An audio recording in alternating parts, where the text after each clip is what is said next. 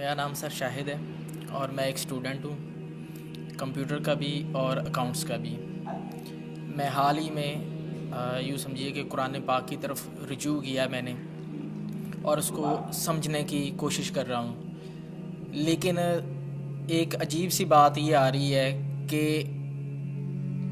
اتنا زیادہ میٹر موجود ہے قرآن پاک کو سمجھنے کے لیے بھی کہ اس کے کوئی بنیادی اصول سمجھ میں نہیں آ رہے ہیں کہ انڈرسٹینڈنگ اس کو کیسے کرنی چاہیے، سٹیپ وائز کس طرح اس کو سمجھنا چاہیے، آیا کہ ناظرہ اس کو کرنا چاہیے، احادیث سے اس کو سمجھنا چاہیے یا کیسے؟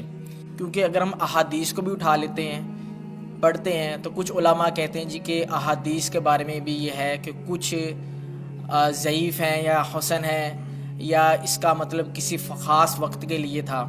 تو ایک عجیب سا مطلب کہ ذہن کے اندر ایک وہ تلاطم ہو جاتا ہے کہ آدمی کرے کیا کرے، کس طریقے سے اس کو مطلب کہ انڈرسٹینڈ کرنے کی کوشش کرے کہ وہ ایک سیدھی راہ کے اوپر آ جائے کہ اسے قرآن پاک کی بنیادی جو تعلیمات ہیں ان کے اوپر چل کے کم لیکن کامل علم کو حاصل کر سکے۔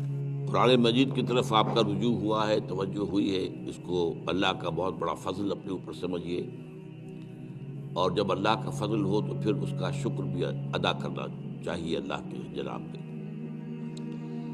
میں آپ سے ایک عجیب بات کہہ رہا ہوں، شاید آپ کو بہت وہ نئی سی لگے گی۔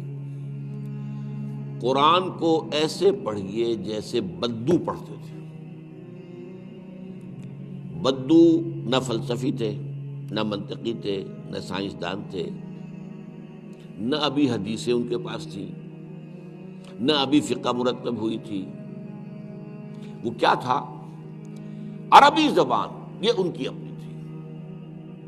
تو شرط اول جو ہے قرآن مجید کو سمجھنے کے لیے وہ عربی زبان کا صرف و نحو صحیح جاننا یہ لازم ہے۔ پھر قرآن کے متن ہی کو اصل سمجھیے۔ البتہ یہ ہے کہ اس کو آپ سمجھیں کہ یہ پہلا مرحلہ ہے قرآن پر غور کا، قرآن پر فکر کا، قرآن پر سوچ کا۔ اس کے بعد اگلے مراحل بھی آئیں گے۔ اسی قرآن سے پھر قوانین جو ہے واقف ہونے ہیں۔ اچھا، اس میں بعض سے واقعات ایسے ہیں کہ جو تو ایک تاریخی حیثیت رکھتے ہیں، اب ان میں اس واقعے کے ضمن میں تفصیل میں کہیں کوئی اختلاف ہو گیا تو کوئی حرج واقع نہیں ہوتا۔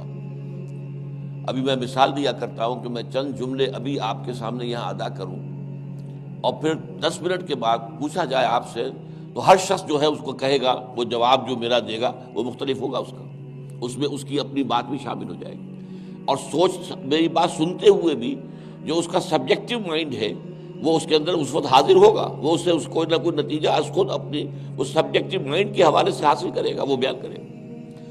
تو ان چیزوں میں احادیث میں اگر کوئی اختلاف بھی ہو جائے تو اس میں پریشان ہونے کی ضرورت نہیں۔ ابھی ہمارے ہاں یہ جمعے کے اجتماعات میں حدیث جبرائیل جو ام السنہ کہلاتی ہے، جیسے سورہ فاتحہ ام القرآن ہے، ایسے حدیث جبرائیل ام السنہ ہے، سنت کی جڑ اور ماں۔ اب اس کی جو روایات آئی ہیں اس میں مختلف اختلاف ہے، الفاظ کا اختلاف ہے، ایسنس ایک ہے، مفہوم ایک ہے، الفاظ میں بڑا فرق ہے، تفاصیل کا فرق ہے۔ تو اس حوالے سے اس میں گھبرانے کی ضرورت نہیں ہے۔ پھر یہ کہ فقہی معاملات کے اندر اختلافات ہو گئے، وہ بھی نیچرل ہیں۔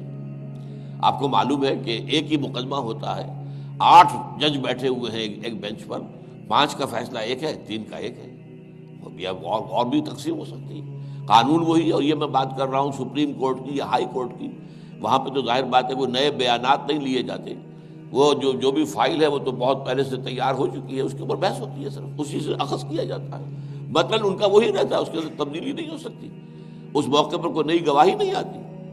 تو اس اعتبار سے ان چیزوں پہ گھبرانے کی ضرورت نہیں ہے۔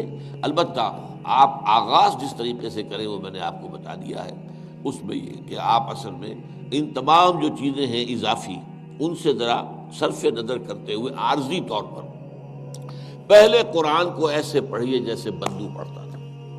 اور وہی بات تھی کہ بدو پھر جس طریقے سے موٹیویٹ ہوا ہے، بدو سے مراد میں صحابہ کو عام طور پر لفظ دے رہا ہوں، یہ ان کی اس کے لیے وہ نہ سمجھیے کوئی توہین کی بات ہے، مطلب یہ کہ میں اس معنی میں کہہ رہا ہوں کہ وہ لوگ کوئی فلسفی نہیں تھے، کوئی پڑھے لکھے لوگ نہیں تھے، بلکہ امت کا نام ہی ہے یہ جو ہے امیین، ان پڑھ لوگ، ان پڑھ، ان لیٹرڈ ون، حضور کی شان بھی یہی ہے، امی ہے۔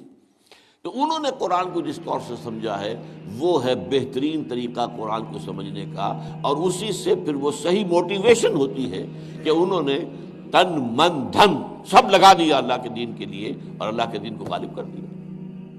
بحثوں میں پڑھ کر اور وہ جو باریکیوں میں پڑھ کر اور بال کی کھال اتار کر اور منطقی طور پر تجزیہ کر کے اور فلاں احادیث کے تقابل کے اس میں پڑھ کر علم کا تو اضافہ ہوگا، لیکن وہ انسپریشن اور موٹیویشن جو ہے وہ اس کے اندر نہیں رہے گی۔ میرا نام محمد ہارون رفیق ہے، اور ہارون رفیق جی، اور لوہے کا کاروبار ہے میرا۔ جی، لوہے کا۔